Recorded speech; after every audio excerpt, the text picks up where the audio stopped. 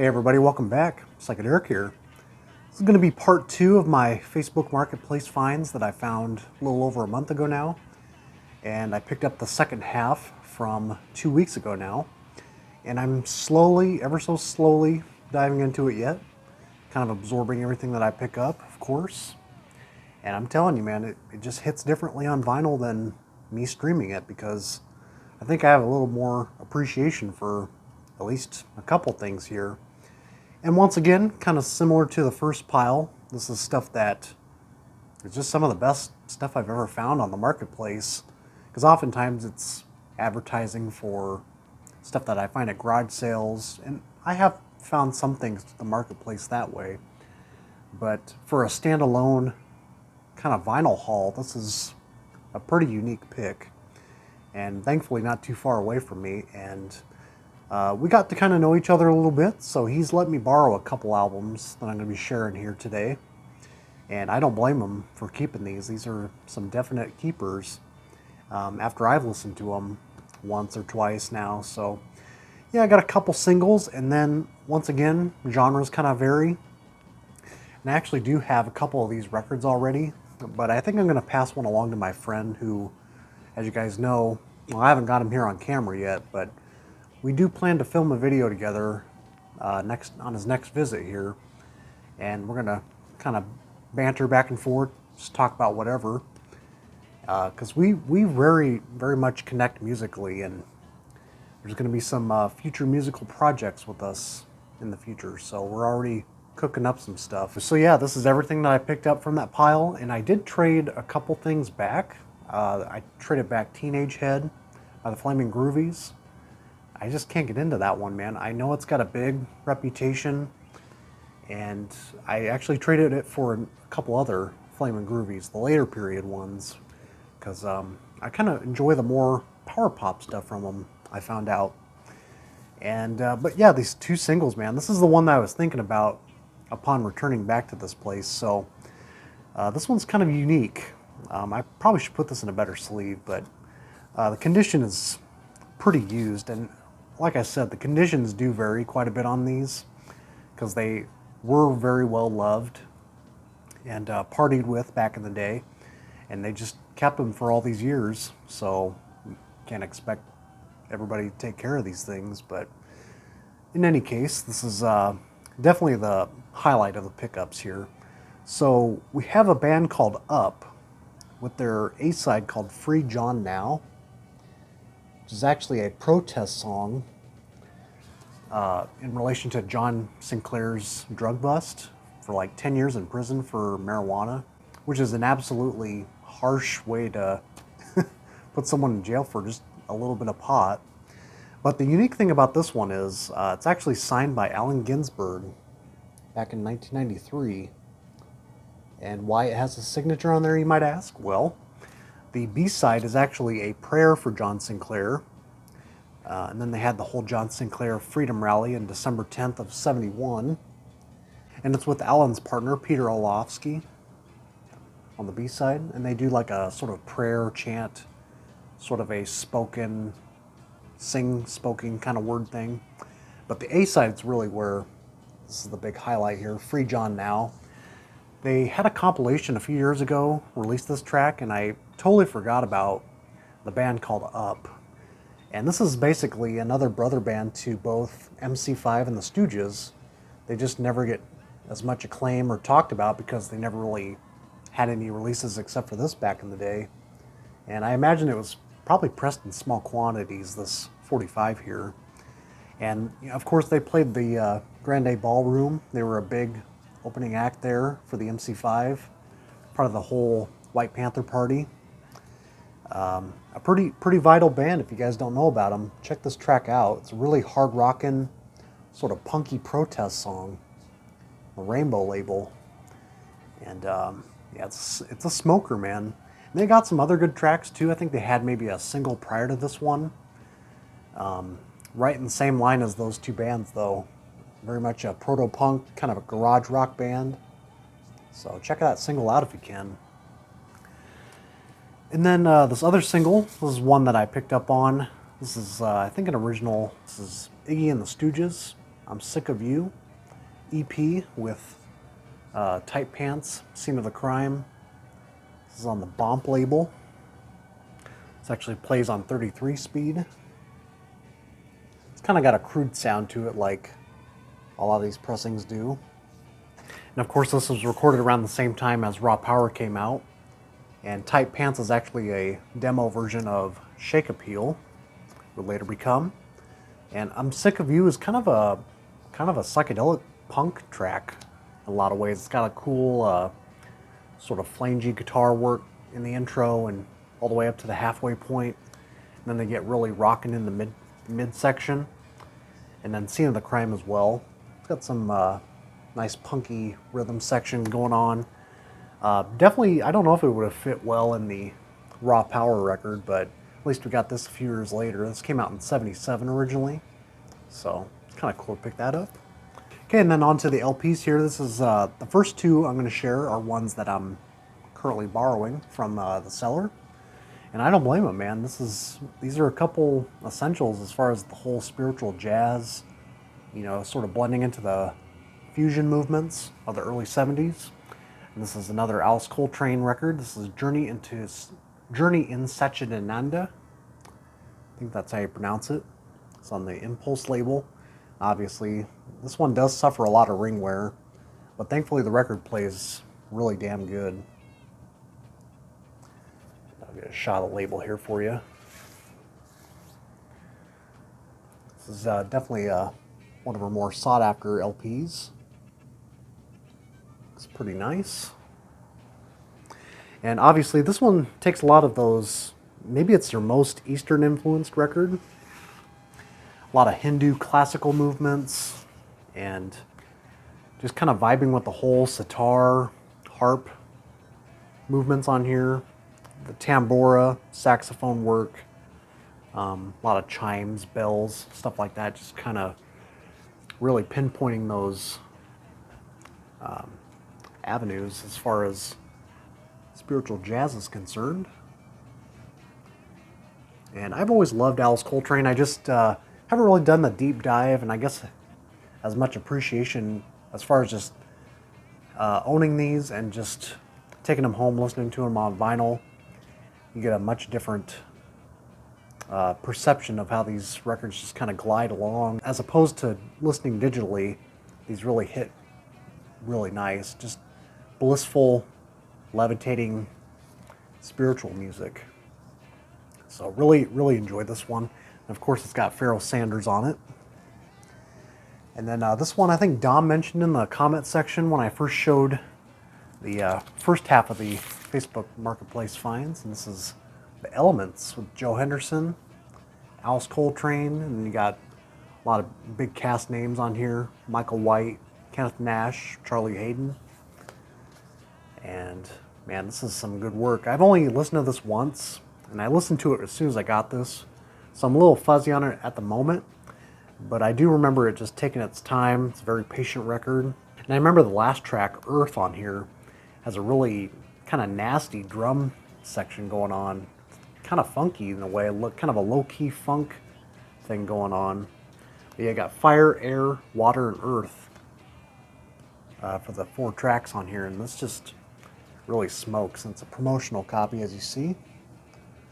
So yeah, just really soaking this one up. And I do like it. Got to take my time with it a little more, I think, to get the full picture. But really do like what I'm hearing so far. Getting on the Alice Coltrane train. I'm sorry for keeping it so brief, but you guys kind of, if you know, you know. And I probably could report back on this later. I'm just not as descriptive, I guess, just yet on the jazz titles as I am with psych titles. But this one I'm really enjoying as well, just as much as the Journey one. This is Universal Consciousness. I think this came out in the same year. And this is one that I did purchase from the seller. Gotta get a new sleeve here.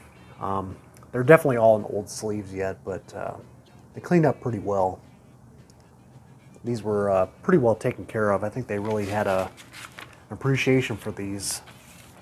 The family did, so took really good care of them. However, the sleeves, we didn't really have those shiny outer sleeves like we do nowadays, and these probably just got shuffled alongside others on top of each other like they all did. Always got some interesting cosmic gatefold art there, and a lot of just reminiscing on the whole spiritual trip on this one with universal consciousness. It's very worldly kind of sound and approach to it. And of course, a lot of Hinduism, Buddhism, a lot of Eastern philosophy translated to spiritual jazz. And a lot of this just really hits me pretty well. I like the organ work on here, and it sounds like there's like an orchestra sort of backing her up on all these tracks as well, which kind of gives it a different perspective on it as opposed to the first one. Then moving on to this next one, this is one that I was aware of for a long time, and I kind of knew of its reputation that a lot of people just thought this is kind of kooky, sort of throwaway, exploitation, kind of spiritual guru kind of stuff. And in a lot of ways it is, but I just never really gave this a devoted listen or kind of forgot what it sounded like. And this is kind of silly stuff. This is the stuff that makes you wonder, like, this could only happen in the 60s. This is Kali Bulu, takes the forest children on a journey of cosmic remembrance. It's on the World Pacific label, her one and only album, thank goodness. But if you guys remember that psychedelic sort of spiritual group called Lightstorm, she was actually part of that sort of communal, sort of traveling band. Traveled to like Vietnam, all across the globe. They were based out of like the California area, and they might be possibly backing her up on this. I'm not exactly sure who the session players are on this, but the backing sounds are actually pretty interesting. But it's pretty it's hampered with a lot of her sort of just kooky, free, conscious babbling on here, talking about all the different stages you reach, and trying to reach God, and going through the whole spiritual thing, the whole guru trip. She calls herself the Gypsy Star Child, and it's just kind of bouncing off a lot of things kind of based around astrology, very fairy tale like, and she's got a very interesting voice, and just makes you wonder what kind of substance she's on this one. But yeah, definitely one I don't really recommend too much if you're into psychedelic music, besides listening to more of the backing track or just kind of sampling it online. Give it a listen for yourself. But I wanted to take the chance on this, just figured out what's all happening here, and yeah, it's all split up between 4 different tracks, and it's kind of silly more than anything. Almost sounds like it's a parody piece on just the whole counterculture in itself. People that were just kind of lost in the fairy tale world. Kind of reminds me of the Fool album on Mercury. It's kind of kitschy like that, so can't really recommend it, but it's interesting curio nonetheless. Glad I checked it out. Now this is one that I was really glad to revisit because I've been kind of lacking a lot of his records.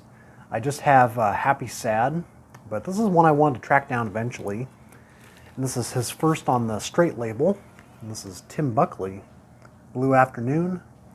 Again, the sleeves kind of seen better days. The record plays really nice, and it's a very quiet record, so this is kind of one of those records you do want to have a quiet pressing. Played really well. I definitely have a big appreciation for Tim's writing, and his son was a really good poet himself. But this one finds him still kind of lingering in that chamber jazz meets psych folk kind of bag. It's got a very outdoorsy kind of vibe to it, very sunset heavy kind of vibes on here. The songs just kind of flow along like a river, and it's just really relaxing record in the end. But it's got some trippy elements too. The writing style on this, it just kind of flows along. He really has the style mapped out on here.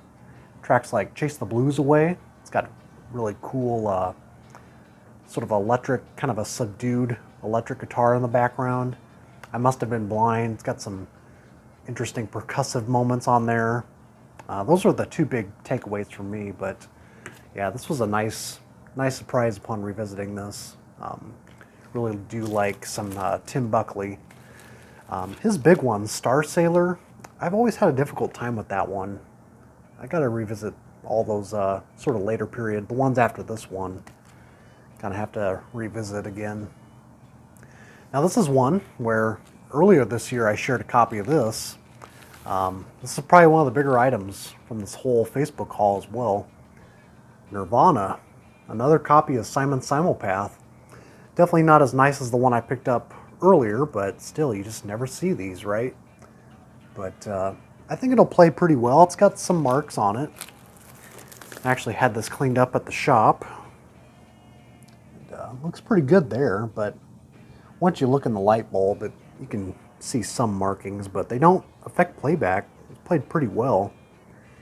I think my buddy might appreciate this one, so next time he stops over, I'll see if he'd like it or wants to hang on to it, because I've kind of introduced to him the other 60s Nirvana, so yeah, we'll talk about it.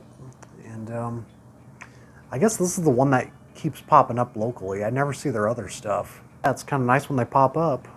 Just didn't want to leave it behind. Baroque Pop, if you didn't know. And then we got the two Flaming Groovy records. I'll just kind of share these real quickly. Looks like we're kind of losing some time here. What is this one?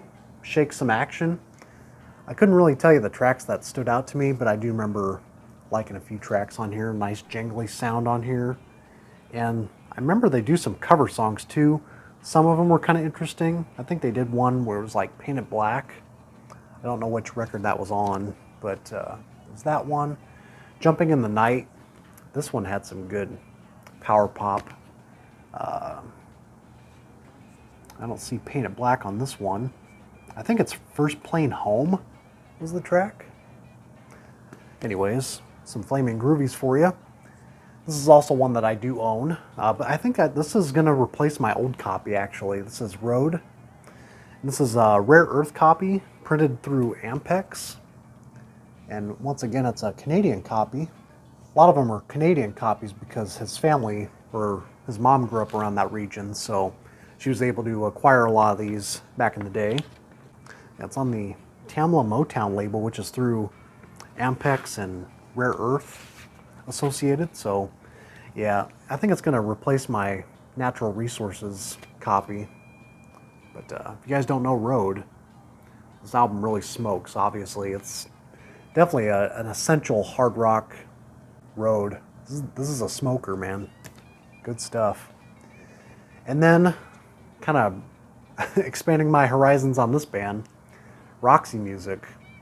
I don't know how this is going to go with me. I've always been kind of curious about them. I know Brian Eno's associated with them, and they're kind of glammy from what I know, but sort of a different take on glam, sort of an artsy way, right? So I just gotta dive into this, see what this is all about. This is their first record, right? I forget. I'm sure you guys will correct me in the comment section. But this is on Island as well. Is this a Canadian copy? I'm not sure. I don't know. It's a 72 press here on the Island label. So yeah, I just wanted to check this one out, see what it's about. So yeah, that is the second haul that I picked up. I don't know if I'm gonna go back or not. I think I had said previously that I set aside maybe 3 or 4 different hauls, but I think this will be about it. I think there might be 1 or 2 other titles I might think about, but otherwise, that's the Facebook haul, and got it for a really killer deal. And for someone like me trying to explore some different avenues, semi-blind buys, I'm pretty satisfied with what I got here. So let me know what you guys think. I'm kind of branching off, but I'm certainly not going anywhere as far as the psychedelic movement's concerned. I still really do have a large appreciation for discovering those gems yet and kind of curving out the genre as always. But yeah, check this one out, man. The first one. This is the takeaway for me this time around. Free John Now by Up. There we go. Allen Ginsberg. He approves of it. So take care, and we'll see you down the road.